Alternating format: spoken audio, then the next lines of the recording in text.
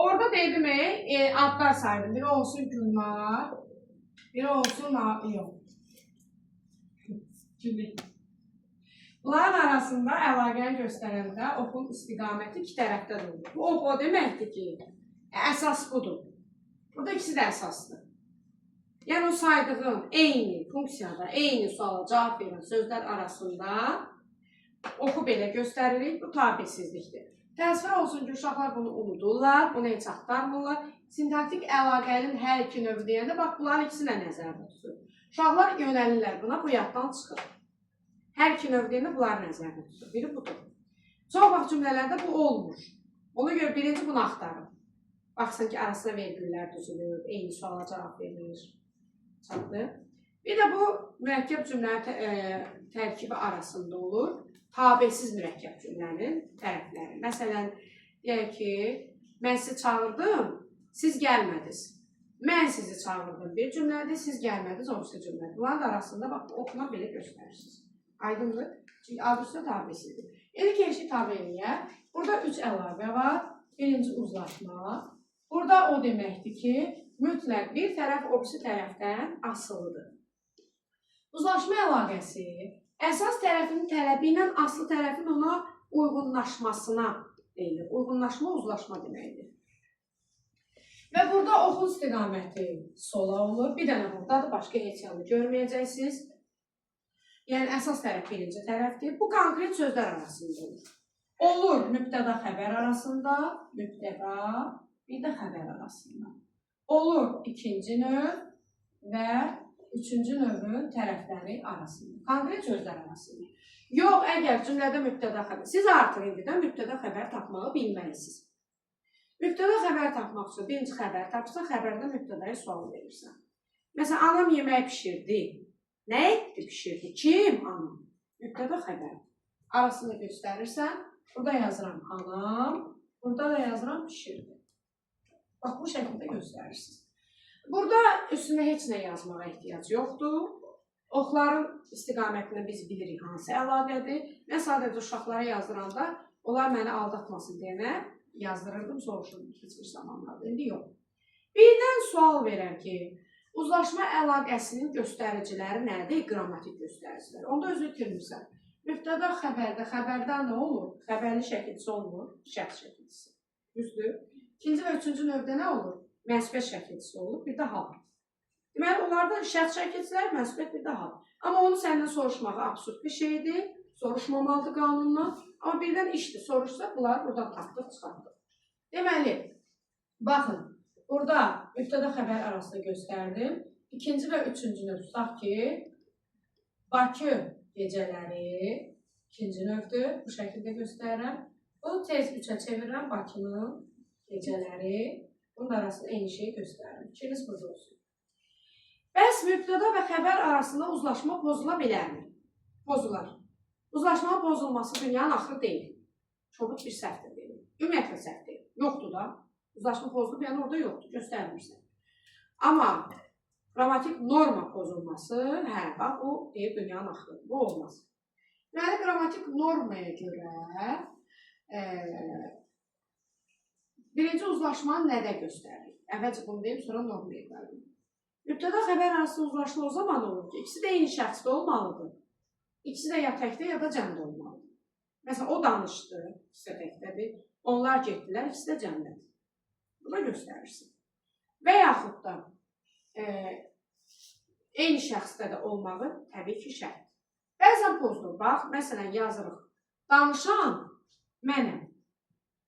Danışan mənəm. Danışan üçün şəxsdədir. Danışan odur olar da, mənəm yox, düzdür? Mənəm birinci şəxs. Artıq bunlar arası uzlaşma göstərmək olmaz. Bir də bizim qrammatik normaya görə insan anlayış bildirən mübtədalar cəmdədirsə xəbər cəmdə, təkdədirsə xəbər təkdə. Heyvanlar cəmdədirsə xəbər cəmdə, təkdədirsə xəbər təkdə, amma cəmdə olsa da xəbər təkdə ola bilər. Məsələn, atlar kişnədilər də ola bilər, atlar kişnədi də ola bilər. Amma atlar kişnədi olanda mən onun arasında uzlaşma göstərə bilmərəm. Uzlaşma yoxdur. Amma qrammatik norma pozulmuyor. Bir də cansız əşyalar cəmdə olsa da xəbər təkdə olmalıdır. Məsələn, tutaq ki, vərəqlər yerə töküldülər olmaz. Vərəqlər yerə töküldü. Vərəqlər yerə dağıldı. Vərəqlər cəmdədir, dağıldı təkdə. Onun arasında uzlaşma göstərə bilmərəm. Amma qrammatik norma uyğunluğu var. Əsas qrammatik normadır, uzlaşma yox. Qrammatik normanı pozmaq olmaz. Deməli, bu oldu bizim uzlaşmamız. Sonra keçdik idarə əlaqəsinə. İdarə əlaqəsi əsas tərəfin tələbi ilə aslı tərəfin idarə olunmasıdır. Evdə deyirsiniz, filan kəs idarə edir. Cümləni işlərsiniz də, düzdür? Və yaxud da harcası, o səni idarə edir. Onu elə başa düşün, idarə edir. Deməli, idarədə ikinci tərəf əsasdır. Bir dediyim kimi, burada birinci tərəfin əsas olması başqa heç görməyəcəksiniz. İkinci tərəf əsasdır. Birinci tərəf ismin adlı halından digər hallara keçir. Digər hallara keçməsi ilə ikinci tərəf onu idarə edir. Ancaq adlı halda olmasın, digər halında olsun. Bu, təbii olaraq ikinci və üçüncü növündə arasında olacaq. Çünki bu qeyri-müəyyən yəlikdir, bu da müəyyən yəlikdir. Deməli, bu oxu istiqamətini bir dənə də belə qoyuram. Onu da həm də idarə. Ondan başqa, məsələn, feillərlə idarə ola bilər. Məsələn, şəhərdən gəlirəm. Şəhərdən çıxışlı qaldı. Kitabdan oxudum. Çıxışlı qaldı. Səndə gördüm. Yerlik haldı. Bakıya gedirəm. Yönlük haldı. Ümumiyyətlə, burada hal var. Yanaşı gəlir. Əlaqə qura bilirsə, qurursan. Yəni, söz birləşmələrini burada unudur. İdarə əlaqəsində.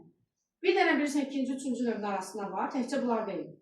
Buradan yanaşı gəlir iki dənə söz. Əsasən zərfli ilə xəbər arasında ola bilər. Təyin ilə xəbər arasında ola bilər. Yəni, görürsən ki, burada hal şəklisi var, deməli, idarə əlaqəsi var. Sonra qoşmalarla idarə var. Sənə görə. Sənə nədir yönlük? Sənin üçün. Nədir yiyəlik? Səndən ötürü çıxışlıq. Halı gördün, deməli, əlaqə var. Sonra keçdik yanaşma əlaqəsinə. Yanaşma əlaqəsində də əsas tərəf ikinci tərəfdir. Yanaşma əlaqəsi bir sıra sözlər arasında olur. Burada heç bir qrammatik göstərici yoxdur. Yəni, qrammatik göstərici deyəndə halla mənsubiyyətdən söhbət gedir. Bu olur təyin və təyin arasında, təyin mübtəda arasında, təyin zərflik, zərflik xəbər. Gəlin nümunəyə baxaq. Təyin, məsələn, deyirəm ki, dünənki müəmmalı hadisə hamımızı təəccübləndirir. Dünənki müəmmalı hansı? Təyin. Müəmmalı hadisə, təyin mübtəda. İndi bura birini unutmuşam, təyin tamamlıdır. İndi mən bunu tamamlığa çevirirəm. Dünənki müəmmalı hadisəni təyin tamamlıq. Sonra, yuxarı mərtəbələrdə təyin zərflik. Sonra, axşam gələrəm, zərflik xəbər. Yadınızdadırsa mən idarə əlaqəsində də dedim ki, zərflik xəbər arasında olur. Deməli, çox keçmişdə bir şagirdim mənə sual vermişdi ki, siz bizə səhv şey öyrətmişsiniz. Dedim, qızım, nəyi?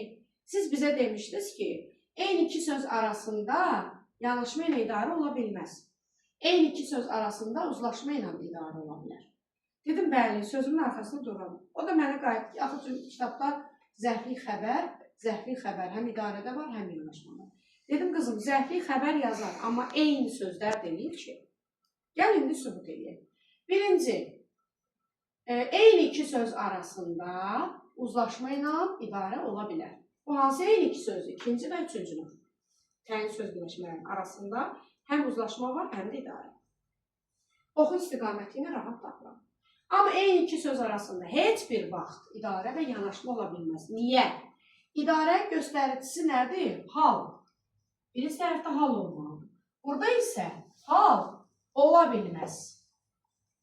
Deməli, baxın, şəhərdən gəlirəm, hardan gəlirəm, zərflikdir, xəbər. Axşam gəlirəm, zərflik xəbərdir. Eyni sözlər olmadı ki, düzdür? Axşamda hal yoxdur, amma şəhərdən sözündə çıxışlı hal var. Deməli, eyni iki söz olmadı. Burada hala baxıram, çox rahatdır. Burada isə hal olmamalıdır. Nümunələrə baxın. Bu əsasən olur birinci növ təyinli söz birləşməsi arasında. İndi sən onu saxla, yaddaşa vur.